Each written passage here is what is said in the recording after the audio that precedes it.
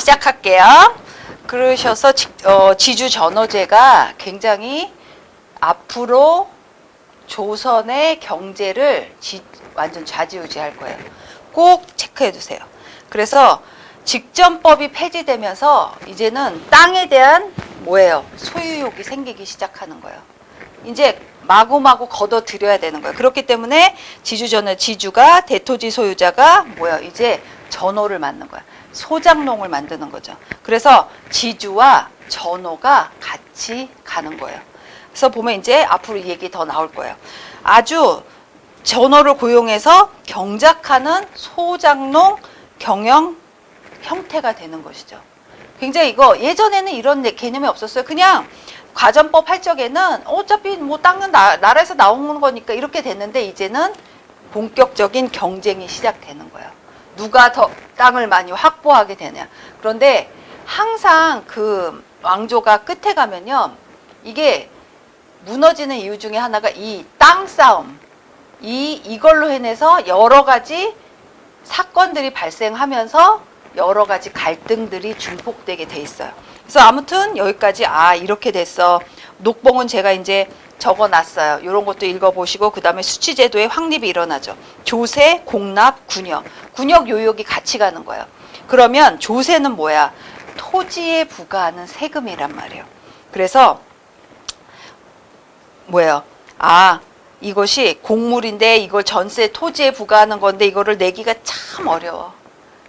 한번 보세요. 세금이 다 곡물인 거잖아요. 예전에 돈이 없었으니까. 아까 뭐라고 그랬어요? 화폐 유통 미비했다고 그랬잖아요. 그래서 과전법상 수확량이 10분의 1이었어요. 아까 10분의 1이라고 얘기했었죠. 그러면 보통 300도라고 생각하는 거야. 1결당. 300도 안에서 뭐가 나는 거야? 그 10분의 1을 내는 거니까 30도가 되는 거야. 근데 이것이 아주 정확치는 않아요. 조금씩 다를 수 있는 거야. 그런데 비교적 기준이 300도라고 생각해서 30도를 받는다. 이렇게 보는 거예요. 전분6등법, 연분9등법. 1경당 최고 20도에서 최하 4도인데요. 이건 아주 쉽게 얘기해 드릴게요. 전분 6등급은 토지의 비옥도에 따른 거예요.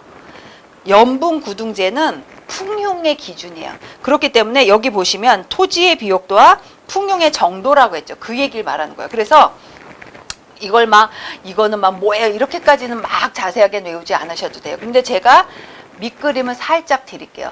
보면 토지의 비옥도에 따라서 뭐예요? 나누는 거야. 6등급으로 나눈 게 전분 6등제죠. 6등법이라고 해서 세금을 내는 제도인데 보통 그러면 일결이 뭔지를 모르겠다는 거야. 일결이라는 건요. 한 줌의 이삭이 나오는 단위예요. 그러면 그러면 땅이 그것이 한 줌이 1파예요. 1파고 그 다음에 그 1파는 몇 파로 이루어지나. 일결이 되려면 1파가 10,000개가 돼야지 일결인 거예요. 일결은 그러니까 10,000파예요.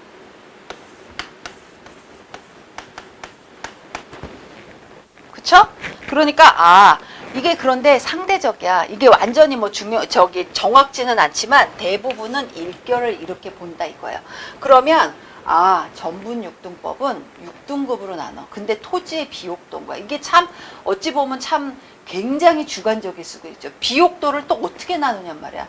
이렇게 딱 봐갖고 그걸 무슨 품질을 보증을 하는 것도 아니고 이거는 사실 굉장히 자의적인 해석이 일어날 수 있어요. 연분9등법은 뭐예요? 아까 얘기한 풍흉에 관계된 거예요.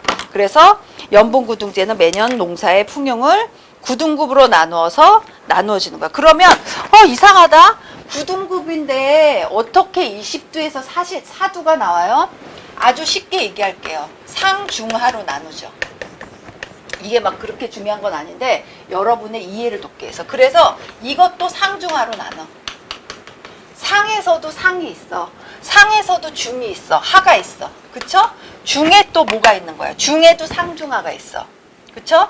그러면 여기도 또 상중하. 그리고 하에서도 상중하가 있는 거야. 그러면 이게 그러니까 9등법이 되는 거죠. 9등급이. 그러면 그럼 어떻게 정해지는 거예요? 맨 위에는 20, 18, 그쵸? 그리고 16, 14, 12, 10, 8, 6, 4 이렇게 되는 거예요. 그쵸? 어때요? 굉장히 명료하죠. 이렇게 되면. 그러니까 부등급이 나눠지는 거죠. 풍융에 따라서. 그쵸? 왜냐면 풍융에 따라서 사실 어떻게 나올지 몰라요. 그 곡식이라는 것이 그 토지세 받을 적에 완전히 자로 재서 하기가 어렵다. 이것 때문에 계속 문제가 생기는 거예요. 그래서 뭐 대동법이 나오고 막 여러 가지 수미법이 나왔다가 막 이렇게 되는 거예요. 아무튼 간에 부등급으로 나오는 거에서 4에서 어떻게 20이 나왔지? 이런 것에 대해서 의문을 갖는 분들은 이렇게 보시면 딱 나와요. 어때요? 이해가 가실 거예요. 그렇죠? 그렇게 해서서 이것이 비옥도하고 풍융에 따라서 이렇게 나누어지는 게 이것이 조세였어. 그러면 공납은 뭐야? 토산물 납부해서 가호에 다시 할당하는 거야.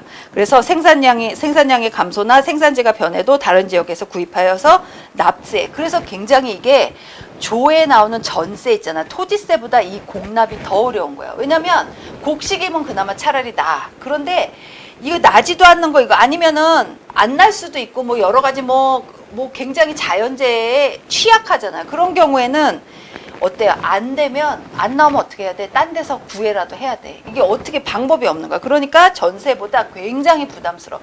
그래서 나중에 쌀로 다 세금을 내자 하는 법이 또 나오는 것이에요. 그러니까 여기서 무조건 대동법 뭐 이렇게 외우지 마시고요. 이러이러한 고초가 있었어. 이게 그리고요 썩어 문드러질 수도 있는 거죠. 쌀은 그나마 나. 근데 여러 가지 뭐 이런 것들 토산물이나 여기 공납에 토산물 이런 것들은 특산물 이런 것들은 썩어 문드러질 확률도 높아. 예전엔 또 보관하기도 어렵잖아. 그러니까 더 고통스러운 거예요. 지금 이 의무를 지는 사람들. 양인 중에서도 농민만 이것을 부담했어요. 양반이나 중인들은요, 아까 양인하고 천인으로 나눴잖아요. 양인들은 양반, 중인들은 이것도 안 했어. 여기 나온 조세, 공납, 군역, 이거 안 해도 돼. 그런데 양인들이 다 해야 되는 거예요. 이분들 어때요? 과거 시험 보실 수 있었죠. 그런데 실질적으로는 어려웠다면 이거 다 내려면 이거 뭐 해야 돼, 이거. 그냥 하루 종일 그냥 매달려야 되지. 그쵸? 그래서 제가 이제 이거는 나중 일인데, 이렇게 막 농사에 매달리다가 이 농사마저도 못 짓게 돼요. 아까 나온 지주 전호제가 점점 더 발전하게 돼서. 그러니까 땅 가진 양반들만 점점 많아지고 이렇게 되는 거지. 여기서 지주 전호제에서도 그냥 농사 짓는 사람을 고용해서 지어버리는 거야. 그럼 그 사람들은 이제 예전에는 땅을 부쳐먹었잖아요. 이제는 부쳐먹지도 않아. 그냥 이 고용하는 지주들도 야가져 갖고요. 아니야, 못하러 내가 그거 반으로 갈라먹어. 그냥 내가 쟤네들 사다가 그 노동력 사다가 그냥 하고선 그것만 주면 되지. 이렇게 되는 거야. 그러니까 이 사람들은 땅을 부쳐먹을 게 없게 되니까 점점 뭘로 전락하는 거야. 임노동자, 고공 머슴이에요. 뭐 이런 걸로 전락하게 돼. 그러니까 이 사람들은 어떻게 돼?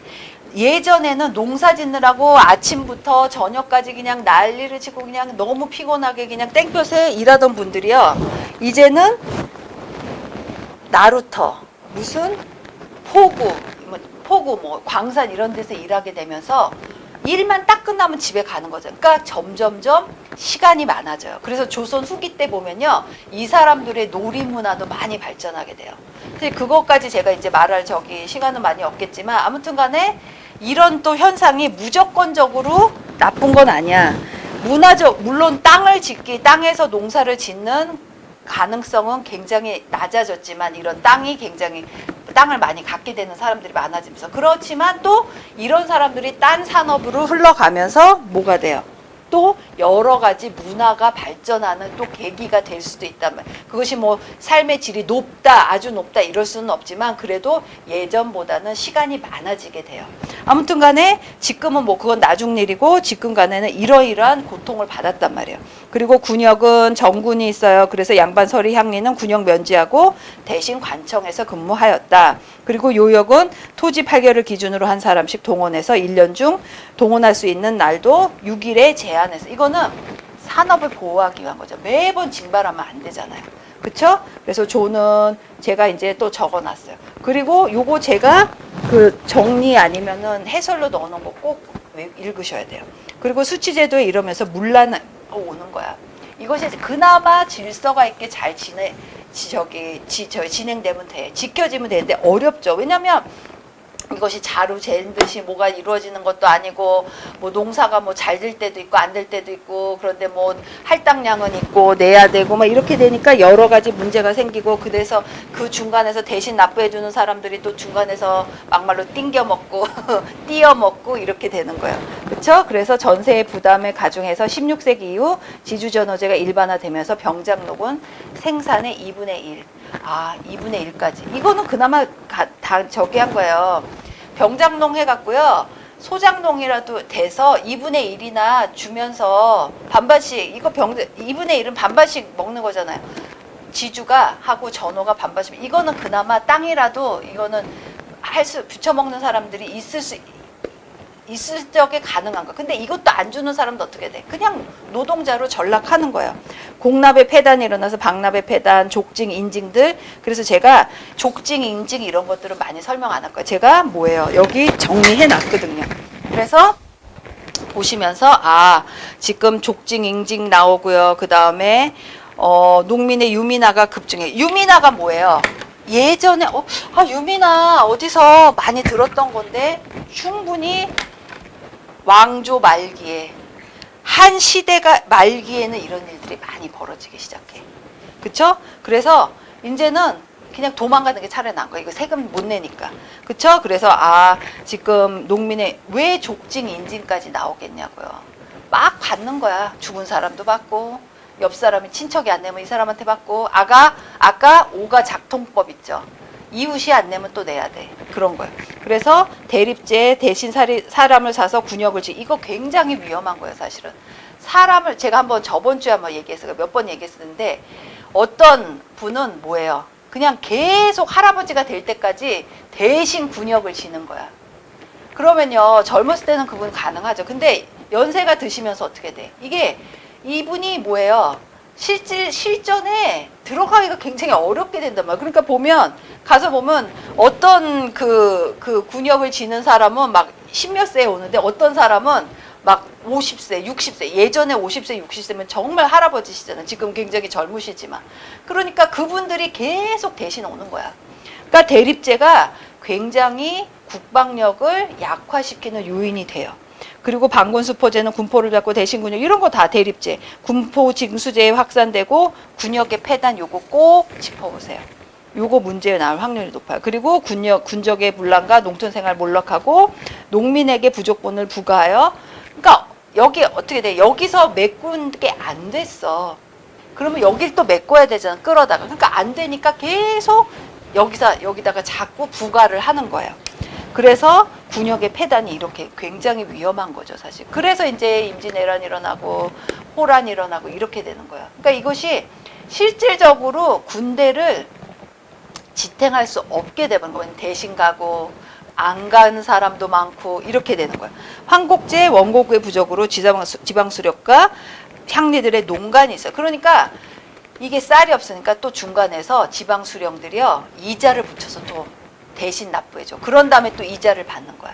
굉장히 아주 문란하게 돼요. 그래서 삼정의 문란이란 말이 이제 나올 거예요. 삼정의 전정, 황곡, 그런 것들 뭐예요? 완전히 붕괴가 돼버린단 말이에요. 그래서 아무튼 그거는 나중에 얘기하고, 농간이 이루어져서 지정된 이자보다 과다 징수하여 사적으로 유용하는, 그래서 막 고리대 하는 거야. 자신들이 부관 물품이나 이런 것들을 내지 못할 적에 대신 내줘. 수령이나 향리들. 왜냐면 가장 옆에서 집행을 하는 분이잖아. 그러니까 법을 집행하고, 그 다음에 정부에서 내려오는 사항들, 세금 걷고 이런 것들을 집행하는 사람들이 그 사람들이 있기 때문에 그 사람들이 가장 농간을 부리기가 쉬워요. 그러니까 아주 폭리를 취해서 내가 대신 내줄게. 그런데 감사합니다 막 이러다가 보니까 막 눈덩이처럼 이자가 불어나는 거야. 그것이 고리대화된 거죠. 그래서 농촌 사회는 해체되고 유민의 도적화 초래, 그다음 인꺽전 이런 분들 나오는 거야. 여러분 기억하세요. 거의 다 말기나 아니면 말기가 안 되더라도 말기로 가는 그 왕조의 말기로 갈 때 보면 다 비슷비슷해. 조금씩 상황이 다르고 명칭이 다를 뿐이지 비슷비슷한 순서로 가고 있는 거예요.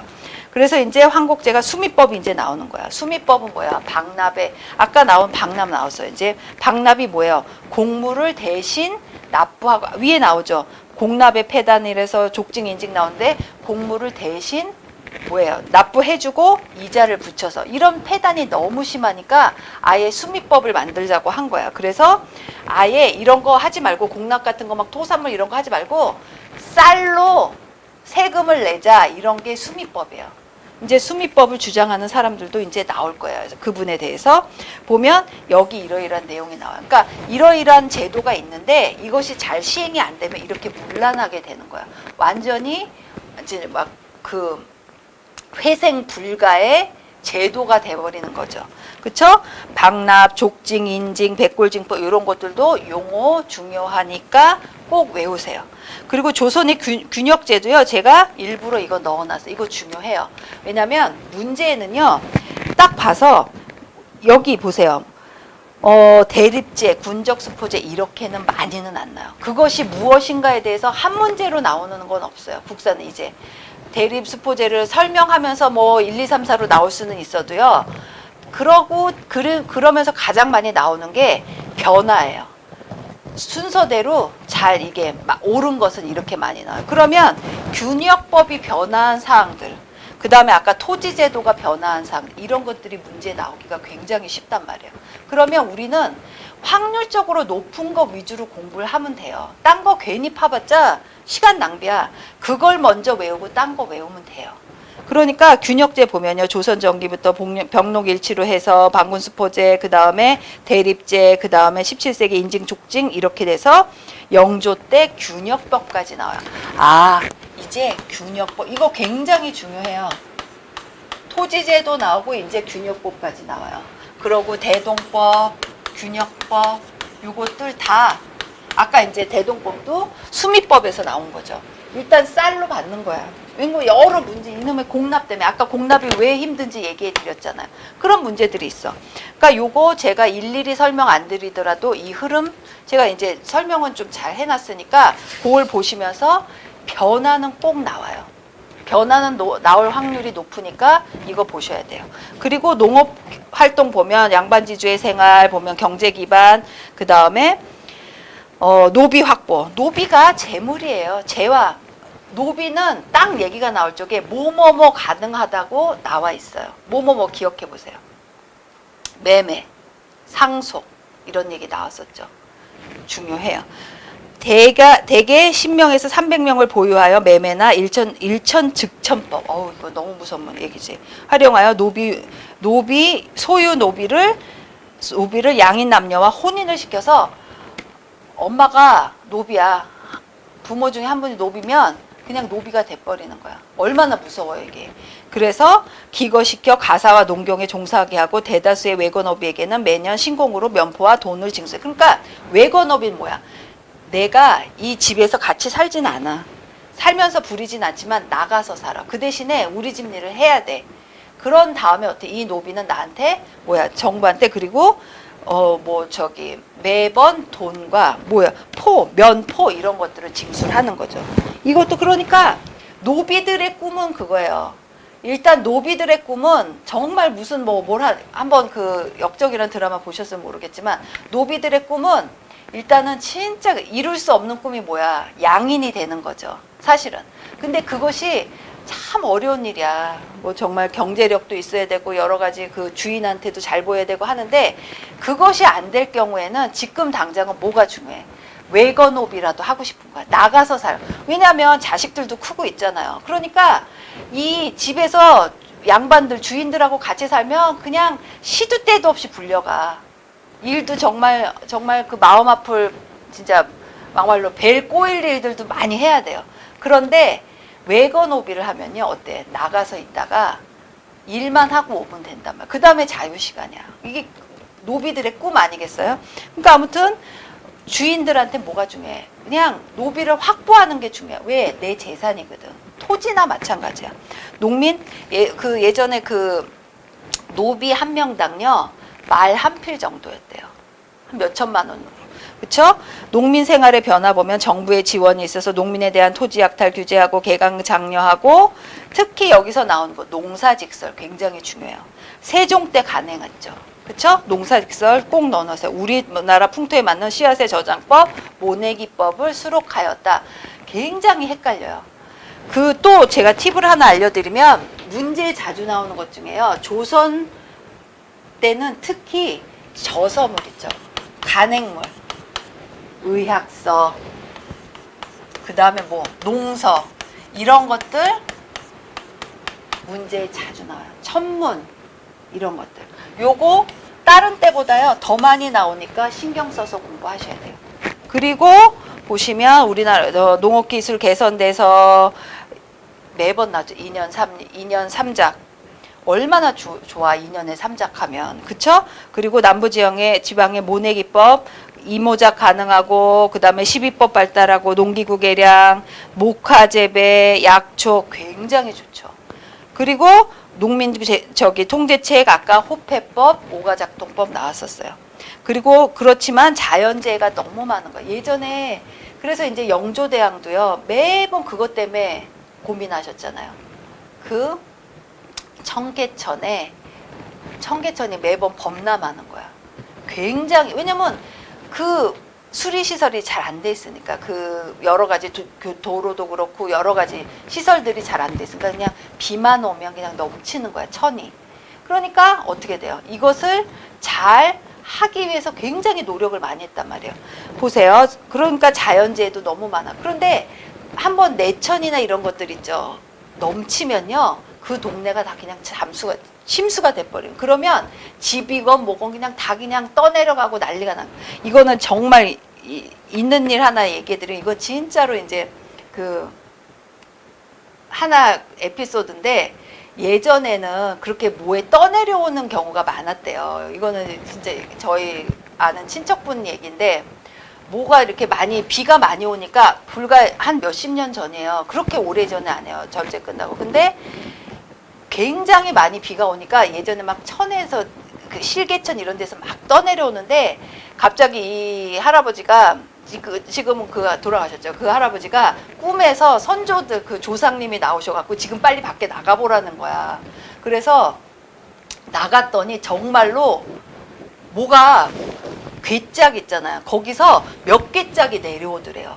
그래갖고 그 할머니 부인분을 데리고 그거를 막 두 분이서 몇 개짝을 다 옮긴 거야. 그래서 아무도 몰래 집에 갖고 와서 보니까 그 안에 정말 금은보화가 떠내려왔대요. 이거 거짓말인 것 같죠. 근데 진짜예요. 그래서 그분들이 굉장히 잘 사셨어요. 몇 대째. 지금도 잘 사세요. 아무튼 간에 이거 그냥 거짓말 같은 그 무슨 전설의 고향이나 나올 얘기긴 한데 사실 그럴 수 있어요. 그러니까 왜냐하면 저는 실제로 있으니까 알죠. 그러니까 여기서 보면 그건 이제 하나의 여러분이 지금 졸려하실까봐 지금 하는 얘기고 아무튼 간에 그런 또 완전히 그건 이제 천운이죠. 왜냐하면 조상님의 또 은덕일 수도 있고 이런 건데 그때는 그렇게 막 뭐가 하나 넘치면 그게 뭐 1900년대 초반이고 막 이러니까 몇십 년 전이니까 그런데 그 막 1700년도 1600년도 이때는 얼마나 많이 이런 자연재해가 많았겠냐고요. 그래서 지주제 확대하고 고리대 성행하고 세금의 가중으로 소작농이 증가하고 농민 이탈 가속화가 이루어졌어요. 그러니까 이것이 사실 자연재해만 없어도 또 괜찮아. 살만해. 그런데 이거 계속 부가는 당하고 징수당하고 징발당하고 있는 상태에서 이게 수확물까지 없는 거야. 농사가 너무 안 됐어. 자연재해로 인해서 농사가 안 되잖아. 그럼 병이 많이 일어나. 병 많이 일어나죠. 그럼 막 도적대도 날뛰고 이게 막 계속 악순환이 일어나는 거예요. 수공업 생산과 상업 활동 보면 관영 수공업 생산하죠. 요거 중요한 게요. 쭉쭉 읽다가 부역에 따라서 생산 그 외에 초과 생산분은 세금을 내고 개별적으로 판매한다. 이런 것들요 놓치지 마세요. 이게 별거 아닌 내용들인데요. 충분히 문제를 살짝 꼬아서 낼 수 있어요. 그렇죠? 그리고 관영수공업의 쇠퇴, 이제 관영은 쇠퇴하고 이제 완전 개인, 사수공업의 이제 발달. 이게 뭐라고요? 사수공업을 뭐라고 해요? 민영수공업이라고 한단 말이에요. 그래서 주로 농민 상대 농기구 제작하고 이런 것들. 그래서 관영수공업보다는요. 그렇잖아요. 관영에서 이게 내가 장인으로 등록해서 관아에서 일해. 그때 내가 이루어냈던 생산량하고 내가 팔아갖고 팔고 세금만 내는 때의 그 제도 하에서의 생산량하고 같겠냐고요. 수확물에 또 차이가 있고 그다음에 생산물에도 차이가 있고 질도 차이가 있죠. 그렇잖아요. 어머 이거 조금 더 잘 만들어서 값어치가 있으면 어떻게 돼? 나는 돈을 더 많이 벌어. 그럼 왜 안 해? 더 잘하는 거죠. 그래서 민영수공업이 이제 고삐가 풀리게 되는 거예요. 그리고 상업농은 보면 상업활동 통제 강화에서 시전상인, 그래서 특정 상품에 대해서 독점권 판매권을 획득한 사람들이에요. 특히 유기전이라고 많이 하죠. 아까 나온 시전들. 그래서 왕실과 관청에 수요 공급하고 유기전이 있어요. 6가지 판매하는.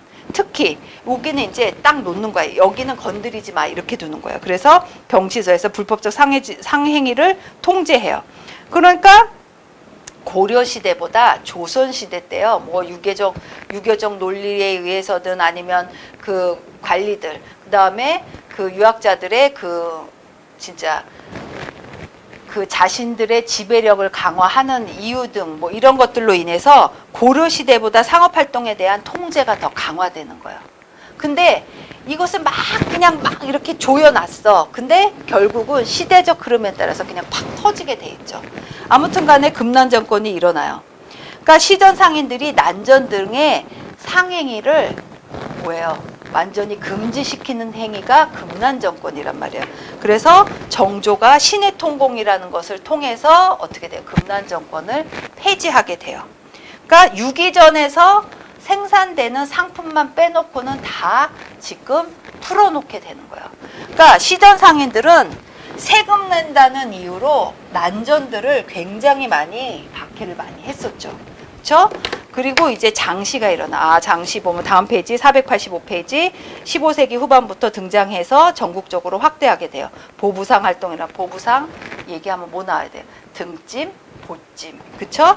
그리고 화폐 보급해서 저화, 고려 말에서 조선 초에 발행된 지폐, 요런 거 화폐 얘기도요 솔솔지 않게 문제 나와요. 여러분이 지금은 화폐에 대해서 아는 것 같죠? 문제에 딱 나오는 거야. 다음은 조선시대의 사회상 경제 활동에 관한 설명으로 옳은 것은, 다음 중 옳지 않은 것은 이렇게 나와서 뭐 하나만 살짝 바꿔도요 굉장히 헷갈릴 수 있어요. 그러니까 지금 잘 외우셔야 돼요. 조선통보는 동전을 만들어 공급했으나 유통이 부진했어. 그러니까 유통이 부진한 건 뭐예요? 사람들이 갖고 안 내놓는 거야. 일단 만들기도 많이 못 만들죠. 그게 돈이잖아요, 다시. 돈을 만들려면 돈이 얼마나 많이 드는데. 그러니까 농민은 화폐 대신에 쌀 무명을 계속 사용할 수밖에 없는 거예요. 사실요, 돈으로 하면 편하죠. 지금 누가 토지세, 재산세를 쌀로 내요. 누가 토산물을 내냐고. 지금 다 돈으로 결제하잖아요. 그러면 굉장히 시스템이 간편해지고 굉장히 정확해지고 굉장히 편리해지는 거예요. 그러니까 굉장히 이게 이 화폐 보급만 많이 됐어도 이런 일들이 벌어지지 않을 수도 있었을 거예요. 무역활동 보시면 주변 국가의 무역 통제, 명은 사신왕래, 그 다음에 뭐 공무역, 사무역 허용은 해. 그리고 여진과 일본은 국경무역 부근에서 사무역에 대해서 엄격하게. 그러니까 여기서도 뭐예요? 상공업을 억제했듯이 무역도 막 틀어쥐는 거야. 억제를 많이 시키는 거야. 근세의 문화 한번 보세요. 발달 배경 보면 그 문화적으로도요 문제 솔솔치 않게 나와요. 정신 똑바로 차리셔서 쫓아오세요. 그러셔서 보면 과학기술과 실용적 학문 중시. 과학기술이 나오면요 일단 세종대왕이 떠올려야 돼요. 근데 여러분 세종대왕이 장영실 아시죠? 장영실을 발탁했을까요? 아니에요. 실제로는 세종대왕의 아버지인 태종이 장영실을 발달했어요. 그 물레방아 그거 돌아가는 걸로 해서. 그래서 태종이 발탁하고 세종 때 만개를 한 거예요. 그러니까 세종 같은 경우는 굉장히 무서우신 분이잖아요. 진짜 막 피를 통해서 진짜 왕자의 난을 다 진압하고 왕이 되신 분인데 또 여러 가지 정책적으로는 굉장히 하신 일이 많아요. 아마 태종이 그런 일을 벌이지 않고 그냥 상황이 안 된 상태에서 끝까지 그냥 왕으로 계시다가 돌아가실 때 넘겨주셨으면요, 세종대왕이 배우는 게 많지 않았을 수도 있어요. 그리고 그 당시에 왕권도 굉장히 약했었고, 세종은. 왜냐하면 세종은 장자가 아니잖아요. 기억하시죠? 그렇기 때문에 왕권이 약하고 세종을 도와줄 수 있는 신하들이 많지 않았어. 그렇기 때문에 태종은요, 아주 과감하게 상황으로 올라가시고, 그래서 뒤로 물러나셨죠. 그러면서 병권은 쥐고 있으면서 아들이 계속 힘을 실어줬던 거예요. 그러니까 세종대왕이 굉장히 좀 무섭게 왕이 되신 분이긴 하세요. 막 그렇지만 세종이 일을 할 수 있도록 또 무섭게 가르친 분도 그분이란 말이에요. 그러면서 발판을 많이 이루어 주셨어요. 뭐 제가 태종의 신봉자는 아니고 세종대왕이 다 이제 일을 많이 하셨던 왕들 계시잖아요. 조선왕조 때 초기에는 세종, 뭐 후기 때는 정조 이런 분인데, 그런 분들은 전때 왕들이 좀 기반들을 좀 깔아 놓으신 게 많아요. 정조도 영조대왕이 너무 오래 사셔서 이제 문제가 되긴 했지만, 많은 일들이 벌어졌죠. 사건도 일어나고 그랬지만, 영조가 탕평책이라든지 여러 가지 문화적 르네상스기를 마련을 했기 때문에 정조가 그걸 또 꽃피웠던 것도 있거든요. 그러니까 무조건 막 이 왕은 완전히 달라. 그럴 수 없죠. 그러려면 못하러 세습을 해. 못하러 내 자식을 세습을 시키냐고. 그냥 내 동생 시키고, 동생 시키면 이거 죽일 일도 없고 막 그렇잖아요. 뭐 피를 흘릴 일도 없는 거잖아. 그런데 다 세습에 또 강점들이 있단 말이에요. 물론 세습 때문에 여러 가지 문제점들이 발생은 하긴 하지만, 특징 보세요. 그래서 유교주의를 기반으로 한 양반문화, 불교, 도교, 토속신앙이 융합된 서민문화예요. 15세기 주도 세력 보세요. 그래서 조선 같은 경우는요, 특히 기억해 보세요. 고려도요, 11세기, 12세기 막 그 얘기를 해. 그런데 고려 때하고요, 조선 때하고는 세기 구분의 그 기능이 좀 달라요. 고려 때 세기를 구분하는 건요, 침략사에서예요. 11세기에 누가 쳐들었어. 12세기에 누가 쳐들었어. 기억하셔야 돼요. 조선 같은 경우는 세력으로 나눠요. 15세기 때 어떤 세력, 16세기 때 어떤 세력, 이렇게 나눠요. 그러니까 보는 관점이 좀 달라야 돼요. 15세기 때는 관악파, 훈구파로 성리학, 외의 학문과 사상 수용을 통해 민족적, 자주적 문학을 발달시켰어요. 그래서 왕조 찬양을 위한 용비어 청가. 왜냐하면 초기에는요, 어떻게 해서든지 왕조를 끌고 나가야 되잖아. 기반을 마련해야 된다 말. 그러니까 왕조 찬양 뭐 여러 가지 기반적인 일을 해요. 그래서 자주의식도 있고, 여기 있는 거 다 외우고, 제가 일일이 다 설명 안 하지만 여기 나온 거는 다 공부하셔야 돼요. 그래서 건축 양식도 달라. 다 궁궐 짓고 막 관아, 성문 이런 게 중요해. 그래서 그림도 기억하시죠? 조선 초기 때, 조선 초기, 중기, 후기 때 나눠지는 화가 달라요. 그거 문제에 자주 나온단 말이에요. 조선의 3대 화가 하면 조선 통틀어서 얘기 나오는 거지만, 조선 초기 때 어떤 화가, 후기 때 화가 확연히 구분돼요. 초기 때 보면 안견이 나오죠. 도자기는 분청사기야. 그쵸? 그리고 분청사기에서 이제 백자로 넘어간다 해서 이거 다 자원 때 나온 얘기예요. 16세기는 사림의 시기예요. 그래서 경학 중시하고, 그 다음에 한문학은 쇠퇴하면서 경학 중시. 이제 경학사학 이제 얘기 나오죠. 한번 얘기했었어요. 그리고 송화볼, 또 이상자, 이분 매번 나오잖아. 그리고 초충도는 뭐예요? 신사임당. 이거 병풍이에요. 8폭짜리. 그런데 지금 현존하는 건 5폭이에요. 그래서 신사임당은 제가 보기에는 이제 막 굉장히 남편이 좀 무능하셔서 살림을 많이 하셨잖아요. 그러니까 이분은 여류 문인인 거죠. 왜냐하면 업으로 화가나 뭐 이런 걸 하셨던 분은 아니야. 그런데 입소문 났대. 지금으로 따지면 입소문 나서 여류 화가로 유명하셨던 분이죠. 근데 너무 빨리 돌아가셨어. 40대 돌아가셨으니까 40세. 도자기 순백자야. 그 다음에 한글 창제 당연하죠. 여기 있는 거 다 외우셔야 돼요. 용비어 청가, 월인 청강지공 뭐야? 불교 창가예요.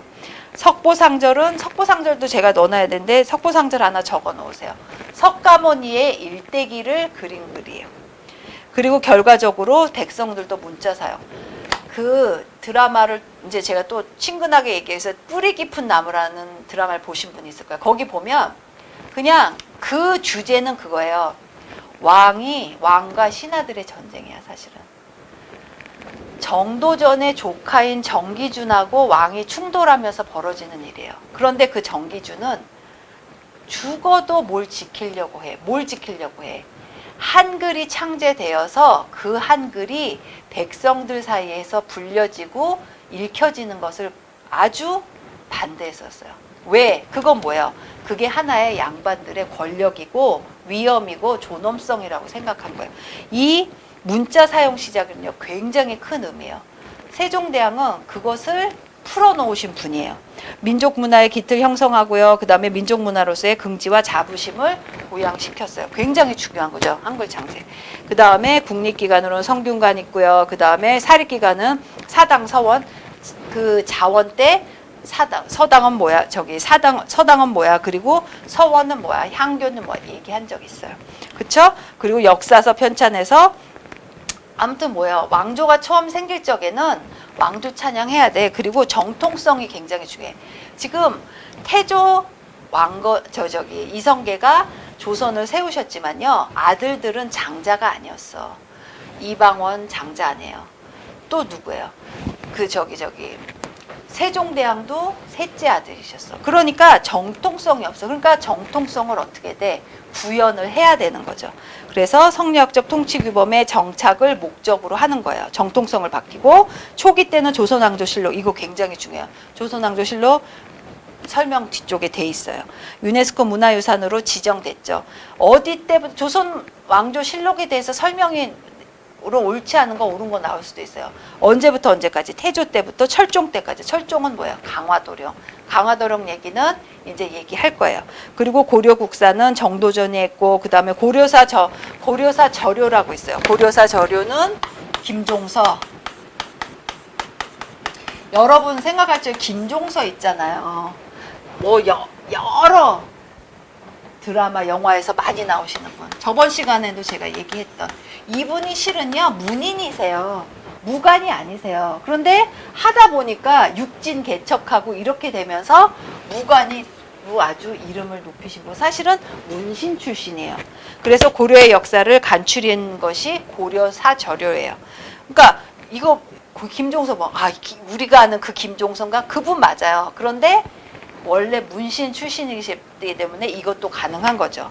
동국통감 나와요. 동국통감 밑에 나오는데 15세기 중엽, 여기 보면요, 16세기라고 보시면 돼요. 16세기 보면 고려사 나오는데, 고려사는 김종서, 정인지가 지은 기전체의 저서예요. 그래서 고려왕조의 역사를 자주적 입장에서 해석했어요.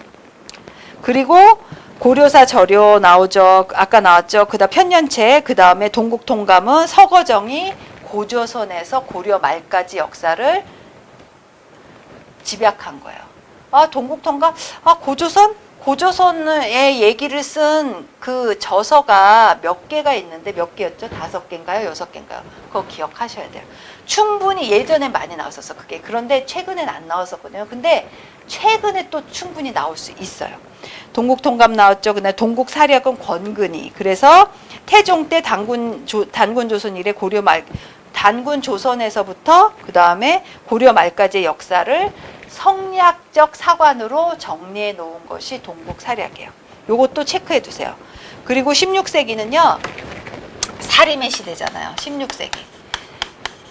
사림들은요, 존화주의예요. 존화가 뭐예요? 중국을 따르는 거예요. 그러니까 어때요?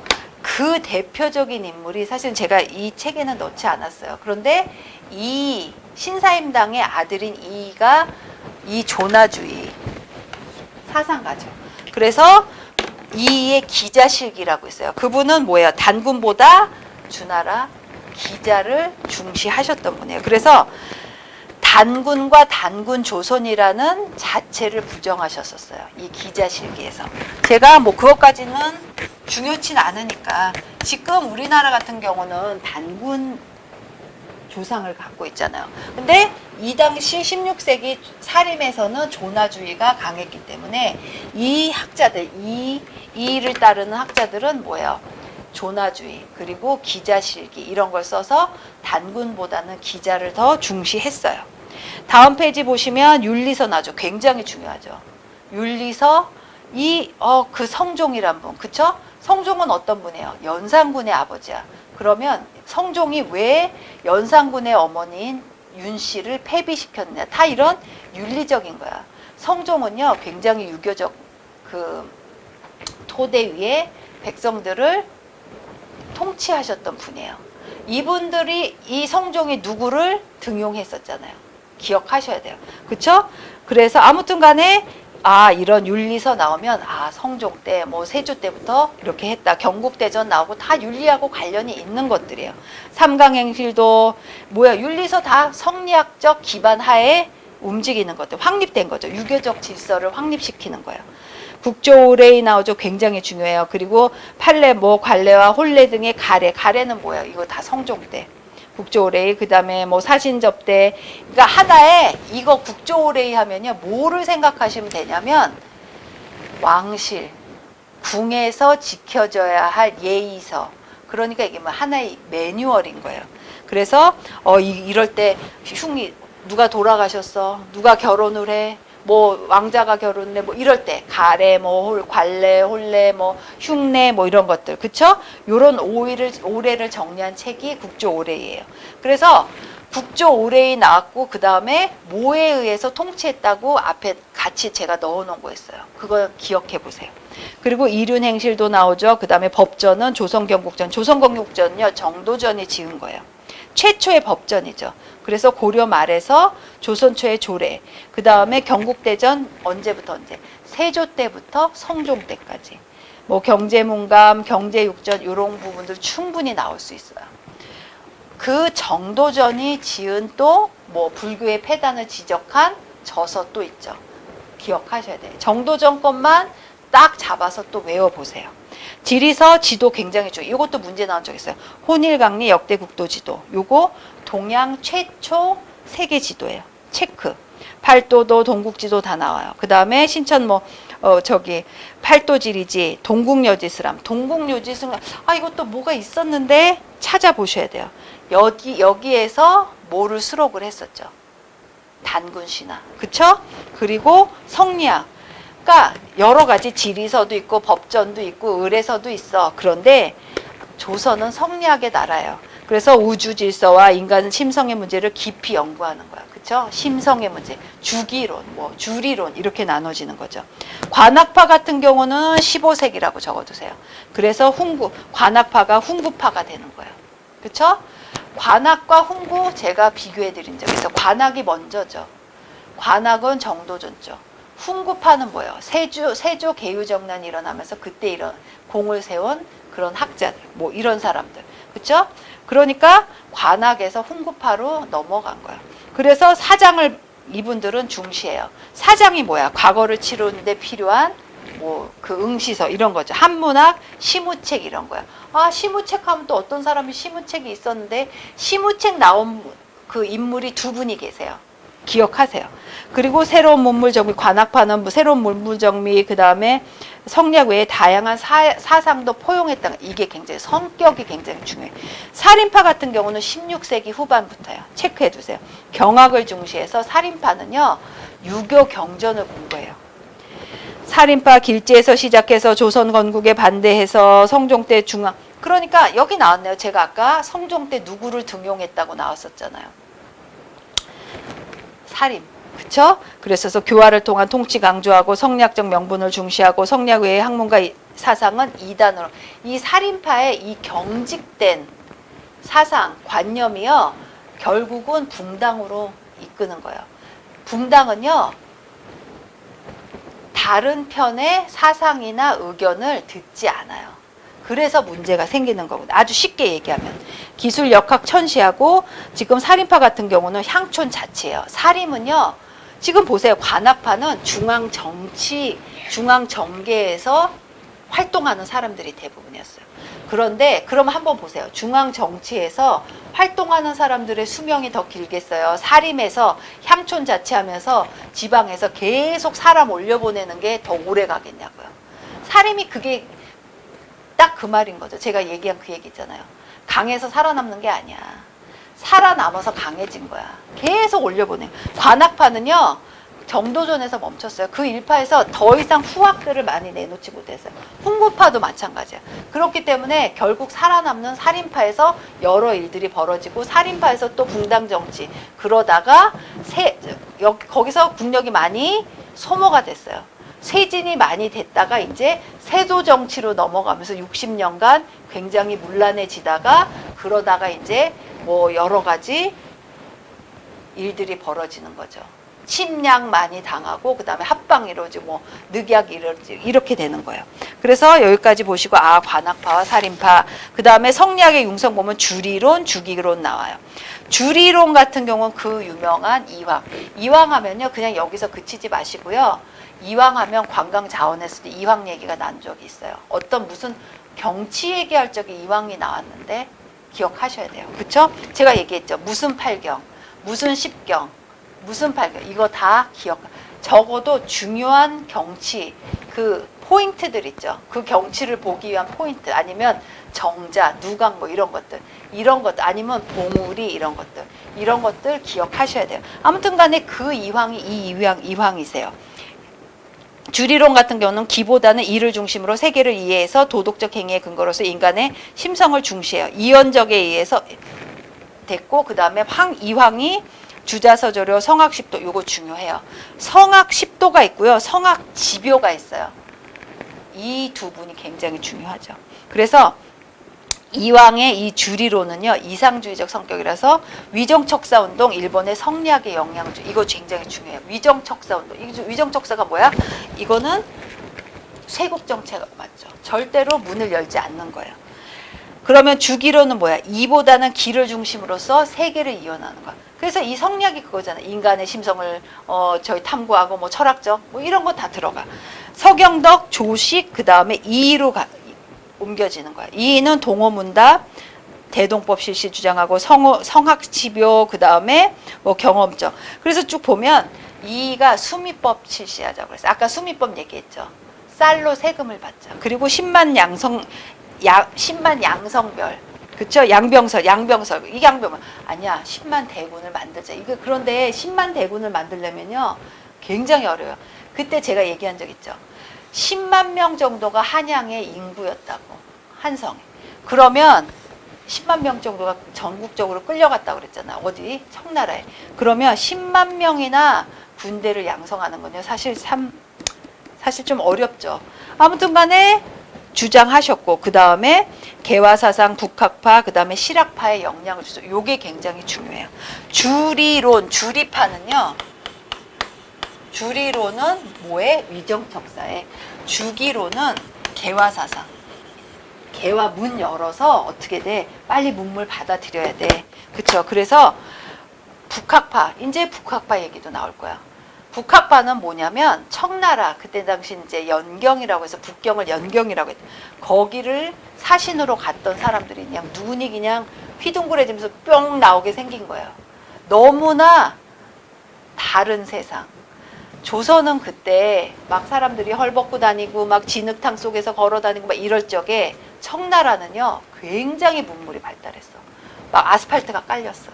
수레를 막 움직여. 그래서 이제 앞으로 그 실학사상 북학파 얘기 나올 적에 그 수레 얘기가 자꾸 나올 거야. 수레를 이용한다는 건 뭐예요? 사람이 일일이 안 해도 된다는 거야. 그러면 사람이 그만큼 덜 힘들어지는 거죠. 수레 이용 나올 건데, 아무튼 여기서 중요한 건요, 주리론 중요해. 주기론도 중요하지만 이 사람들의 사상이 어디에 영향을 미쳤는지가 굉장히 중요해요. 북학파 나오죠. 청해 수도 베이징을 왕래하면서 청해 수준 높은 문물을 목격하고 이를 수용하자고 한 실학자들이에요. 그리고 성학십도 나오죠. 그 다음에 성학지묘 나와요. 아, 이거 구분하셔야 돼요. 굉장히 헷갈리죠. 아까 나 뭐 용비어천가, 월인천강지고, 뭐 석보상저 이런 것들. 그래서 여기까지 성리학이 이렇게 움직였구나 보시면 돼요.